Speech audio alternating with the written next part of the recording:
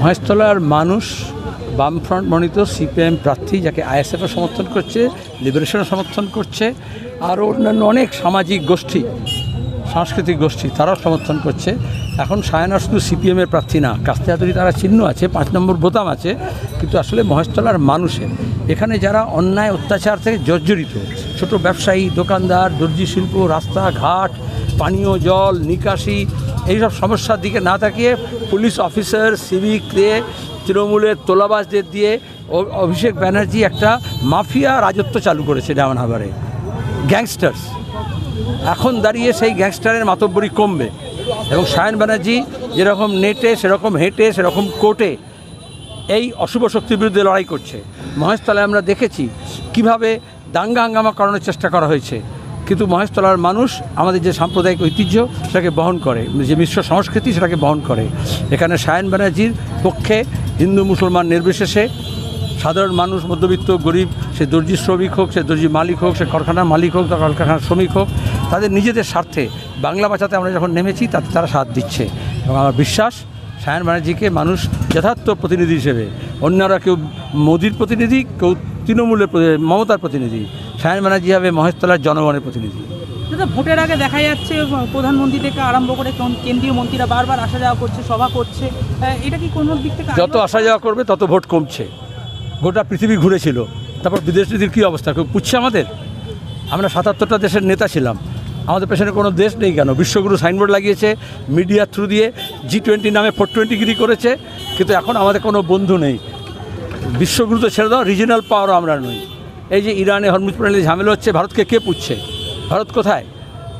এই গ্যাস নিয়ে কালোবাজারি করতে ব্যস্ত বিজেপি, দাম বাড়াতে ব্যস্ত।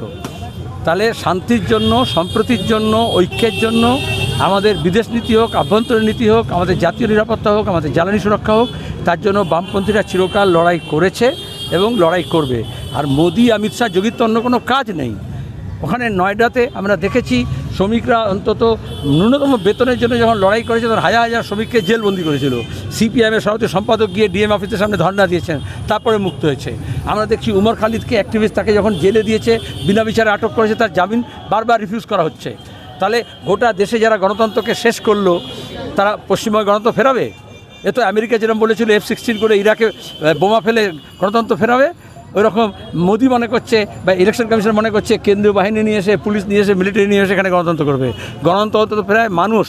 জরুরি অবস্থার পরে পশ্চিমবাংলার মানুষ আধা ফাঁসিবাদী সন্ত্রাসের বিরুদ্ধে মানুষ গণতন্ত্র ফিরিয়েছিল দেশে এবং রাজ্যে। আমরাই ফেরাবো, কোনো 56 নয়, কোনো 356 নয়। ভোটের আগে একের পর এক দেখা যাচ্ছে ইডির হানা, এবং ভোট আসলেই এই জিনিসটা লক্ষ্য করা যায়, এবং দেখা যাচ্ছে নাকা চেকিংয়ে কোটি কোটি টাকা উদ্ধার হচ্ছে। সাপুরের ঝাঁপি কালো টাকা আজকে দেখা যাচ্ছে না? তাহলে এই যে কয়লা পাচার, গরু পাচার, পাথর বালি পাচার, সোনা পাচারের টাকা ভাইপো কোম্পানি বিদেশে পাঠাচ্ছে, বিজেপি জানে না? যে হাওয়ালা র্যাকেট দিয়ে অভিষেকের টাকা বিদেশে গেছে, সেই হাওয়ালা র্যাকেট দিয়ে, একই র্যাকেট দিয়ে বিজেপির টাকাও গেছে। দিল্লিতে মোদির লুট আর রাজ্যে দিদির লুট। আর এখন তামাশা করছে, সাপুরে যেরকম ঝাঁপি নিয়ে আসে, সাপের খেলা দেখায়, ওরকম ইডি আর সিবিআইকে ঝাঁপি থেকে বার করে ভোটের আগে দেখাচ্ছে। তারপরে ভোট হয়ে গেলে খেল খতম, পয়সা হাজাম।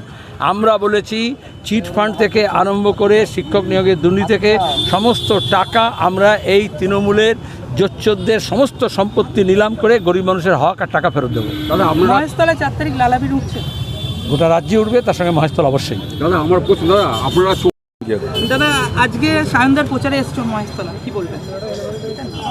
দেখো, সায়নকে সবাই চেনে আমাদের রাজ্যের, ওর লড়াই করার ক্ষমতা সম্পর্কে সবাই জানে। এই মহেশতলা কেন্দ্রটা মমতা ব্যানার্জি স্মাগলার ভাইপো, মমতা ব্যানার্জির মাফিয়া ভাইপোর একটা চারণভূমি, বিচরণভূমি। এই ডায়মন্ড হারবার লোকসভা কেন্দ্র, তার মধ্যে মহেশতলা। এইখান থেকে এমপি হয়ে গোটা বাংলায় একচ্ছত্র মাফিয়াতন্ত্র চালাচ্ছে অভিষেক ব্যানার্জি। এই মহেশতলায় পুরসভার ভোট হয় না, এই ডায়মন্ড হারবারের মধ্যে বাটানগর, এই আমাদের বজবজ পুরসভায় ভোট হয় না। গোটা বাংলা জুড়ে ওদের এই যে বিরোধী শূন্য গণতন্ত্রের মডেল, তার একেবারে আতুরঘর হচ্ছে এই ডায়মন্ড হারবার। এখানে মহেশতলায় সায়নের জেতা মানে এই মহেশতলা থেকে মমতা ব্যানার্জির ভাইপো শেষে শুরু হবে। দাদা একদিকে দেখা যাচ্ছে প্রধানমন্ত্রী প্রচারে এসে বঙ্গে, সেখানে দেখা যাচ্ছে যেমন ঝালমুড়ি খাচ্ছে, তাকে আবার কপি করে দেখা যাচ্ছে মদন মিত্র, সে আবার ঝালমুড়ি বিক্রি করছে, মানে প্রচার চালাচ্ছে এইভাবে। আমরাও অবাক হচ্ছি, কেন প্রধানমন্ত্রী আসার দরকার কী আছে? প্রধানমন্ত্রী হয়ে প্রচার করার জন্য, প্রধানমন্ত্রী হয়ে সত্যি কেন মিথ্যে প্রচার করার জন্য তো বাংলায় এত লোক আছে, মিডিয়া আছে, সব আছে। এই তোমরাই তো ধরো এই বাংলা হাট তো তোমরা কদিন আগে খবর করলে যে নাকি মোদি নাকি 10 টাকা পেট্রোলের 10 টাকা ডিজেলের দাম কমেছে, তোমরা তো বড় করে খবর করেছিলে বাংলা হাট। এখন তুমি কিসে এসছো এখানে? বাংলা থেকে এসেছি, না কিসে, বাইকে না গাড়িতে না কিসে করে এসছো? বাইকে এসেছি। বাইকে তেল ভরো তো, তার মানে কত 10 টাকা কম রেটে 95 টাকায় পেট্রোল ভরছো বাইকে? তার মানে ভুল খবর করেছিলে তো, মিথ্যে প্রচার করেছিলে তো মোদির হয়ে। সুতরাং দরকারটা কি মোদির আসার? তো মিথ্যে প্রচার করার জন্য, ওদের হয়ে মিথ্যে কথা বলার জন্য এখানে এত মিডিয়া আছে। এই যে বলছে নাকি ওরা নাকি পশ্চিমবাংলায় জিতলে নাকি সব অন্নপূর্ণা ভাণ্ডার করবে, 3000 টাকা করে মহিলাদেরকে মাস গেলে দেবে। ভারতের 20টা রাজ্যে বিজেপি সরকার চালায়। ভারতের 20টা রাজ্যের মধ্যে একটা রাজ্যের নাম বলো যেখানে মাস গেলে 300 টাকা দেওয়া হয় মহিলাদেরকে কোনো প্রকল্পে। ওদের যে মুখ্যমন্ত্রীগুলো আসছে, হেমন্ত বিশ্ব শর্মা, যোগী আদিত্যনাথ, আর ওই কে আসছে দেখলাম, ওই একটা ত্রিপুরার ওই ভদ্রলোকের নাম কি, মানিক সাহা, এই ওদের যে মুখ্যমন্ত্রীরা পশ্চিমবাংলায় প্রচারে আসছেন, বিজেপির মুখ্যমন্ত্রীরা, তারা পশ্চিমবাংলায় এসে বলছেন নাকি বাংলায় 3000 টাকা করে মহিলাদেরকে মাসে দেওয়া হবে। ওই মুখ্যমন্ত্রীরা, বিপ্লব দেব তো আগের প্রাক্তন মুখ্যমন্ত্রী, ওই মুখ্যমন্ত্রীরা কেউ নিজের রাজ্যে, বিজেপির এই মুখ্যমন্ত্রীরা যারা বাংলায় প্রচারে আসছে, এই হেমন্ত বিশ্ব শর্মা, এই মানিক সাহা, এই যোগী আদিত্যনাথ, কেউ নিজের রাজ্যে দেয় মহিলাদেরকে মাস গেলে 300 টাকা করে কোনো স্কিম? সুতরাং এই সমস্ত ফালতু কথা বলার জন্য, মিথ্যে কথা বলার জন্য দেশের প্রধানমন্ত্রী আসছেন। তবে ভালো হলো মোদি না থাকলে, আমাদের দেশের প্রধানমন্ত্রী নরেন্দ্র মোদী না হলে আমরা জানতেই পারতাম না যে প্রধানমন্ত্রীর পক্ষে এই ধরনের কাজ করা সম্ভব, এই ধরনের যাত্রা দলের আর্টিস্টের মতো কাজ করা সম্ভব। ওই আমাদের বাংলা একজন প্রণম্য যাত্রাশিল্পী ছিলেন শান্তিগোপাল, বিভিন্ন যাত্রায় বিভিন্ন লোকের চরিত্র সাজতেন, কখনো লেনিন হয়ে যেতেন, কখনো গান্ধী হয়ে যেতেন, কখনো নেতাজি হয়ে যেতেন। হ্যাঁ, কেউ খুব ভালো সাজতে পারলে তাকে বলা হতো শান্তিগোপাল। ভারতের প্রধানমন্ত্রী এত বড় শান্তিগোপাল, পশ্চিমবাংলায় যখন সভা করে এমন মেকআপ করে গাল চকচক করে, আবার যখন তামিলনাড়ুতে মিটিং করতে গেছে এমন মেকআপ করে যে গায়ের রংটা কালছে। একটা শান্তিগোপাল যে ভারতের প্রধানমন্ত্রী হতে পারে, তো এই নরেন্দ্র মোদী না থাকলে চেনা যেত না। তো ভালো হলো এই সময় সার্কাস দেখছি ভোটের আগে। কি মনে হচ্ছে বিধানসভার ফলাফল? দেখো আমি কোনো পলিটিক্যাল অ্যানালিস্ট নই, কিন্তু এইটুকু বলতে পারি, মানুষের কাছে আমরা আবেদন করছি, পশ্চিমবাংলার রাজনীতি কোন পথে চলেছে গত 15 বছর ধরে আপনারা দেখেছেন। তৃণমূল কংগ্রেস গরু চুরি, চাকরি চুরি থেকে শুরু করে পঞ্চায়েত, পুরসভা বিনা ভোটে দখল করা, ওই মডেলও দেখেছেন। আর তার বদলে যদি বিজেপি সরকারে আসে, অনেকে বলছে তার বদলে বিজেপিকে আনুন। দেখুন, আমাদের শরীর খারাপ হলে শরীরটাকে ঠিক করার জন্য আমরা ওষুধ খাই, শরীরটাকে শেষ করে দেওয়ার জন্য কেউ বিষ খাই না। আমার শরীর খারাপ হচ্ছে তো আমি বিষ খেয়ে নিলাম, তা কেউ করি না, ওষুধ খেতে হয়। ওষুধ হচ্ছে বা মাইএসএফ জোট, সিপিআইএমের লিবারেশন জোট, এটা হচ্ছে রোগের ওষুধ। আর বিজেপি হচ্ছে শরীরটাকে শেষ করে দেওয়ার বিষ। এই যে পশ্চিমবাংলায় তৃণমূলকে সরিয়ে বিজেপি আসলে গরু চুরি, চাকরি চুরি আর কয়লা পাচার, এইগুলোর বিকল্প কি পশ্চিমবাংলায়? পশ্চিমবাংলায় হচ্ছে রোমিও স্কোয়াড বানিয়ে কোথায় ছেলেমেয়েরা প্রেম করছে পার্কের মধ্যে ঢুকিয়ে গিয়ে তাদেরকে পেটানো, শ্রাবণ মাসে তোমাকে নিরামিষ খেতে হবে, তোমাকে অমুক মাসে খালি পায়ে থাকতে হবে, এই ধরনের ফতোয়াবাজি। পাবলিক প্লেসে আমিষ বিক্রি করা যাবে না। এখন আমি দেখছি বিজেপির সমস্ত নেতাগুলো এখানে আসছে, এসে সার্কাসের মতো করে, কেউ কাঁধে হাতে মাছ নিয়ে প্রচার করছে, কেউ বসে বসে মাছের কাঁটা ছাড়িয়ে মাছ খাচ্ছে। কেন বিজেপি আসলে পশ্চিমবাংলায় আমিষ বন্ধ হবে না? বাঙালিকে বোঝানোর জন্য। কেন যে রাজ্যে পশ্চিমবাংলায়, কেন অন্য ভারতের যে রাজ্যে বিজেপি এসছে সেই রাজ্যে কী হয়েছে আমরা জানি না? মহারাষ্ট্রের মতো একটা রাজ্য, বাঙালির পরে ভারতের কোনো জাতি যদি মাছ খাওয়ার জন্য বিখ্যাত হয়ে থাকে তা হচ্ছে মারাঠিরা। আজকে বম্বেতে যাও দেখি গোটা জুহু বিচে 350-এর উপর দোকান আছে, একটা দোকান দেখা হতো যেখানে আমিষ পাওয়া যায়। বিজেপির সরকার আসার পরে ফতোয়া দিয়ে বম্বের জুহু বিচে, যারা আমাদের এই কথাগুলো শুনছেন, যারা বম্বেতে গেছেন তারা জানেন, গোটা জুহু বিচে 350-এর উপর দোকান আছে। মারাঠিরা মাছ খাওয়ার জন্য বিখ্যাত ছিল। তখনও ভোটের আগে এই প্রচারটা হয়েছিল যে না বিজেপি আসলে কি হবে, বাঙালিরা তো মাছ খাবেই, কোনো অসুবিধার কিছু নেই, মারাঠিরা তো মাছ খাবেই, অসুবিধার কিছু নেই। ওই গোটা জুহু বিচে 350 দোকানে মাছ বিক্রি বন্ধ হয়ে গেছে। মাছ, মাংস, কোনো ডিম, কোনো ননভেজ বিক্রি হয় না ওখানে।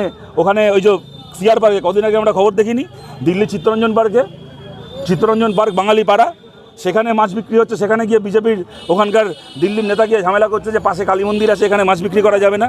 এই গরু ছাগলগুলো জানে কৌশিকী অমাবস্যার পুজো হয় কালী ঠাকুরের ওখানে মাছ উৎসর্গ করে। বাঙালিরা লক্ষ্মী পুজো করে, যারা পূর্ববঙ্গের মানুষ তারা লক্ষ্মী পুজো করে, লক্ষ্মী পুজোয় ইলিশ মাছ দেওয়া হয়, লক্ষ্মী পুজো উৎসর্গ করা হয়, পাঠা বলি হয় বাঙালির কালী পুজোয়।